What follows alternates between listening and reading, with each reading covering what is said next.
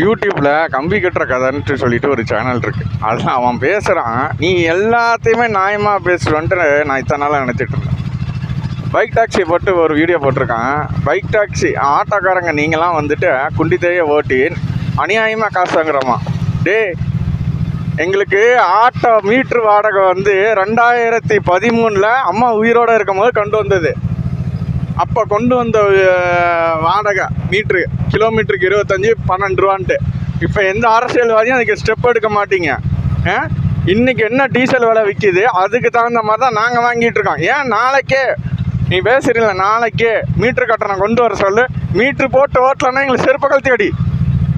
இப்போவும் ஓலா ஊபரில் வர்ற அமௌண்ட்லேருந்து 30 ரூபா தான் சேர்த்து கேட்குறோம். 30 ரூபா தான், ஒன்றும் கொள்ளையடிக்கலை. சரியா? கொள்ளையடிக்கலை, 30 ரூபா தான் சேர்த்து கேட்குறோம். அனுமதியே இல்லாத பைக் டாக்ஸி அது எப்படி ஒயிட் போர்டில்